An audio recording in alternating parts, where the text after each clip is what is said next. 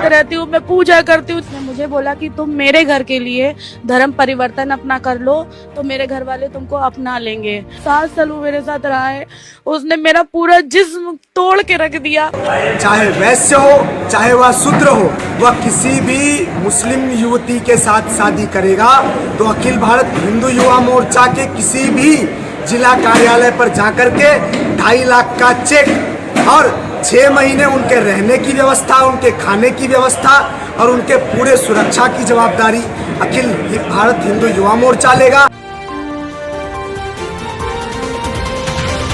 जनाब, उत्तर प्रदेश में आस्था, सामाजिक बदलाव तथा प्रेम की कहानियां लगातार सुर्खियां बटोर रही। आज हम आपको 2 ऐसी घटनाओं से रूबरू करवाएंगे जिन्होंने उत्तर प्रदेश की जनता में एक बड़ी बहस को जन्म दिया। खैर दोस्तों, आपको ये घटनाएं ये सोचने पे जरूर मजबूर कर देंगी कि आखिर हमारा समाज किस दिशा की ओर है। अस्सलाम वालेकुम दोस्तों, मैं हूँ मारिया और आप देख रहे हो इस वक्त बीबी न्यूज इंडिया। जनाब, उत्तर प्रदेश की जो पहली घटना है वो खास योगी आदित्यनाथ जी के जन्मदिन वाले दिन घटी। दोस्तों, उत्तर प्रदेश के मुख्यमंत्री के बर्थडे के दिन ये घटना अचानक नहीं घटी, खास करके इसको घटाया गया। ये घटना जुड़ी हुई है एक मुस्लिम महिला से। मुस्लिम महिला का नाम जरीना है। जनाब, जरीना कौशाम्बी मंझनपुर की रहने वाली है। मुस्लिम महिला जरीना का लंबे समय से साजन कुमार नामक व्यक्ति से प्रेम प्रसंग चल रहा था। लेकिन जनाब, इस प्रेम प्रसंग को अंजाम तक पहुंचाने वाला दिन साजन कुमार और जरीना ने उत्तर प्रदेश के मुख्यमंत्री योगी आदित्यनाथ जी के जन्मदिन वाले दिन ही रखा। और तो और जनाब, इनकी शादी उत्तर प्रदेश के कौशाम्बी के मंझनपुर के एक दुर्गा मंदिर में वेद प्रकाश सत्यार्थी के देख रेख में हुई। अब जनाब, आप ये सोच रहे होंगे कि ये वेद प्रकाश कौन है, कोई बड़ा मंत्री होगा? जी नहीं, वेद प्रकाश विश्व हिंदू परिषद का एक सहमंत्री है। वेद प्रकाश ने इस शादी को अंजाम तक पहुंचाने के बाद खुद ये बताया और ये खुद बयान दिया मीडिया में कि जरीना है, इन्होंने अपने धर्म में वापसी की है। और तो और ये जो धर्म परिवर्तन हुआ है जरीना का, ये इनकी स्वेच्छा से हुआ है, इनके ऊपर किसी भी तरह का दबाव नहीं है। खैर दोस्तों, हिंदुस्तान में अभिव्यक्ति की आजादी है, सभी को अधिकार है अपना मन मुताबिक वर ढूंढने का, शौहर ढूंढने का। मैं मुस्लिम धर्म छोड़ के आई हिंदू धर्म में। आज जन्मदिन है मुख्यमंत्री जी के। आज के दिन है मुख्यमंत्री जी के जन्मदिन। ठीक है, ऐसा है, ये दूसरे वर्ग की हैं बेटी, आज हमारी बहन बनी है। इन्होंने आज हिंदू धर्म स्वीकार किया है। चूंकि आज उत्तर प्रदेश के मुख्यमंत्री योगी आदित्यनाथ जी का जन्मदिन था, इसलिए आज इन्होंने यहाँ शादी की है। आज हमारी बहन हमारे घर वापस आई है। इनका पूरा हिंदू समाज आज स्वागत करता है। खैर, इसी उत्तर प्रदेश में 31 मई को एक घटना घटी। उत्तर प्रदेश के बरेली में किला थाना क्षेत्र के जखीरा मोहल्ले की रहने वाली इल्मा का इंतकाल हो गया। लेकिन दोस्तों, इल्मा की किस्मत इतनी बुरी थी कि यहाँ पर एक गाना जो है ना एकदम फिट बैठता है, द केरला स्टोरी का। ना जमीन मिली ना फलक मिला, सफर में अंधा परिंदा। इल्मा एक लंबी बीमारी के चलते तकरीबन 2 साल वो इस बीमारी से जूझती रही। उनका 31 मई को इंतकाल हो जाता है। लेकिन दोस्तों, इनके जनाजे की छीछा लेदर लग जाती है।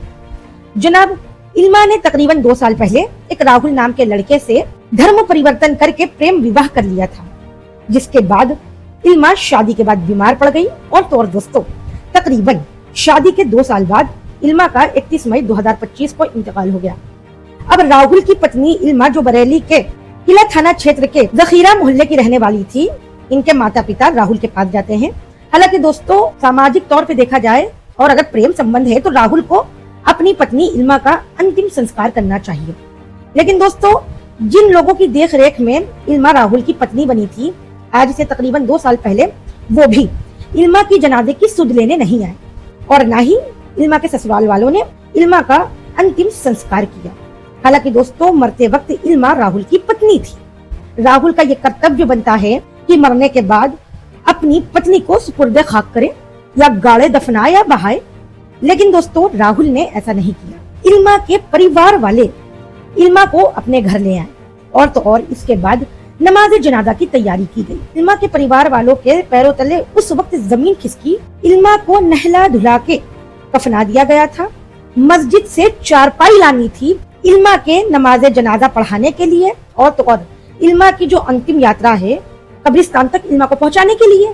पहले तो मस्जिद के इमाम ने, फिर मस्जिद की कमेटी ने इल्मा की नमाज जनाजा को पढ़ाने से इनकार कर दिया और जो पलंग आती है वो भी इल्मा को नसीब ना हो सकी। लेकिन इल्मा के घर वालों ने कब्रिस्तान में गड्ढा खुदा दिया था कब्र का। बरेली के मुस्लिम समुदाय ने इल्मा का बहिष्कार कर दिया। मुस्लिम समुदाय के उलमाओं का भी कहना है, मुफ्तियों का भी कहना है और ये बयान है कि इल्मा जब मरी है तो इससे पहले इल्मा ने अपना धर्म परिवर्तन कर लिया था। अब वो मुस्लिम समुदाय से नहीं ताल्लुक रखती है, वो किसी और समुदाय से ताल्लुक रखती है, तो लिहाजा इल्मा का अंतिम संस्कार नमाज जनाजा इस्लामिक तौर पर नहीं की जा सकती। बड़ा मान मशक्कत हुआ लेकिन इल्मा के घर वालों की दाल न गली। अब इस बीच दोस्तों बरेली के पुलिस प्रशासन ने हस्तक्षेप किया और तो और दोस्तों इल्मा के जनाजे को नमाज तो न नसीब हुई नमाज जनाजा की, लेकिन पुलिस के हस्तक्षेप के बाद इल्मा को कब्र में ऐसे ही दफना दिया गया।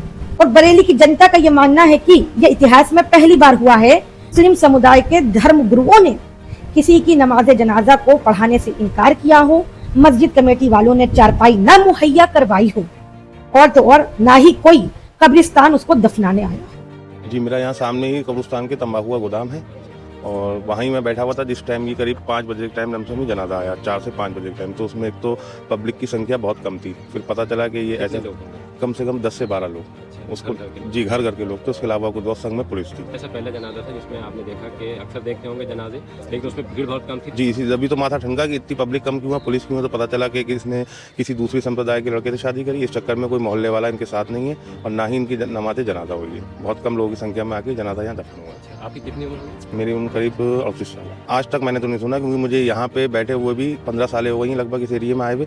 कोरोना तक के जनाजों में नमाज जनाजा होने के बाद दफन हुए। ये पहला ऐसा जनाजा है जो बिना नमाज जनाजा के दफन हुआ। खैर दोस्तों, अब जब बरेली के इल्मा की घटना की हम चर्चा कर रहे हैं और ये घटना एक ऐसे टॉपिक में है जो धर्म परिवर्तन के मामले से जुड़ा हुआ है, तो हम अगस्त्य मनु आश्रम को कैसे भूल सकते हैं। ये वो आश्रम है जो हाल फिलहाल जम के सुर्खियों में बना रहा। दोस्तों, इस आश्रम में लगातार मुस्लिम महिलाएं, मुस्लिम लड़कियां धर्म परिवर्तन करके अपने मनमौजी इंसान के साथ प्रेम विवाह कर रही हैं। और तो और जनाब, इस आश्रम की एक खास बात है, इस आश्रम में जितनी भी मुस्लिम लड़कियों ने प्रेम विवाह किया है उन्होंने अपनी वीडियोस अपलोड की हैं और तो और अपने परिवार वालों से खतरा और पुलिस प्रशासन से सहायता जरूर मांगी है। इस आश्रम में अनगिनत मुस्लिम लड़कियों ने अपना धर्म परिवर्तन किया है। जैसे कुछ हम आपको उदाहरण दे देते हैं। एक जीनत नाम की लड़की थी जिसने अपना धर्म परिवर्तन किया और सचिन कुमार नाम के लड़के से शादी की इसी आश्रम में। जीनत कोई पहला एग्जाम्पल नहीं है, 2 एग्जाम्पल हम और दे देते हैं आपको। आरती उर्फ यास्मीन, इन्होंने शादी की है जयवीर सिंह से अगस्त्य मनु आश्रम में धर्म परिवर्तन करके। सबा प्रवीण, इन्होंने शादी की है धर्म परिवर्तन करके शिवम से। जनाब, ये तो थी कुछ धर्म परिवर्तन की घटनाएं। अब ये बड़ा सवाल उठता है कि आखिर क्यों मुस्लिम समुदाय की महिलाएं एवं लड़कियां दूसरे धर्मों की तरफ अपने रुख को मजबूत कर रही हैं।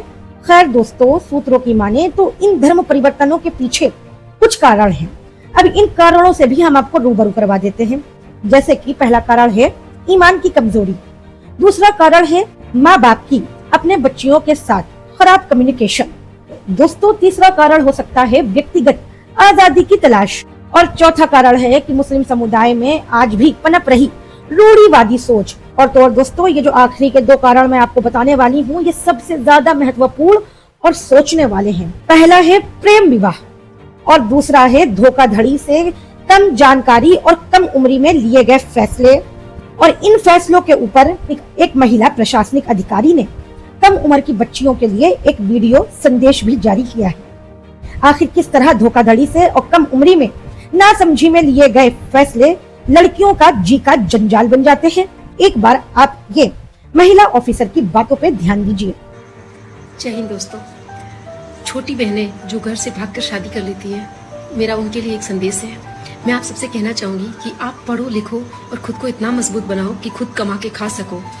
मैंने ऑन ड्यूटी रहते हुए कई ऐसी छोटी छोटी बहनों को देखा है जो दर्द दर्द की ठोकरें खाती है, जिस लड़के के भरोसे वो शादी करके आती है वो उनका साथ छोड़ देते हैं, तब वो ना तो घर जाने लायक रहती है और ना वो खुद कमा के खाने लायक रहती है, क्योंकि उनकी पढ़ाई भी पूरी नहीं हो पाती है। स्कूल कॉलेज में वो पढ़ाई ड्रॉप कर देती है और प्रेम के चक्कर में वो घर से भाग जाती है और वो शादी कर लेती है। अगर इस तरह से आप शादी करके घर से भाग जाओगी बिना घर वालों को बताए, तो घर वाले भी आपको कभी वापस एक्सेप्ट नहीं करेंगे। मेरी आप सबसे रिक्वेस्ट है कि आप घर से भाग के शादी मत करो, आप अपनी पढ़ाई पूरी करो, खुद को मजबूत बनाओ, कमा के खाने के लायक बनाओ, आप लोग अपने आप को संभाल सको, इस काबिल बनाओ। सिर्फ 2-4 दिन ऑनलाइन इंस्टाग्राम और सोशल मीडिया से दोस्ती करके आप किसी भी लड़के, अनजान लड़के के साथ आप भाग जाती हो, कुछ समय बाद आपको वो छोड़ देता है। मैंने ऑन ड्यूटी कई सारी ऐसी लड़कियों से उनसे मैं मिली हूँ, उनका दर्द मैंने देखा, मैंने महसूस किया है। इसलिए मेरी आपसे हाथ जोड़ के रिक्वेस्ट है, घर से भाग के शादी मत करो, अपने परिवार के साथ रहो। बरेली में इल्मा के नमाज जनाजा न पढ़ाए जाने की इस घटना ने मुस्लिम समुदाय को एक बड़ी सीख दी है। आखिर कैसे मुस्लिम समुदाय अपने आने वाली युवा पीढ़ी, खास करके बच्चियों को अपने साथ जोड़े रख सकता है। खैर जनाब, पिछले हफ्ते घटी इन दोनों घटनाओं को देखते हुए यह मेरा व्यक्तिगत विचार है कि मुस्लिम समुदाय में धार्मिक मान्यताओं के साथ साथ मानवीय संवेदनाओं तथा मुस्लिम समुदाय की युवा पीढ़ी की आजादी की अहमियत समझनी चाहिए। अब आपकी क्या राय है इन घटनाओं पे और आपका क्या विचार है? कृपया अपने विचार को हमारे कमेंट बॉक्स में लिखना मत भूलिएगा। मैं हूँ मारिया।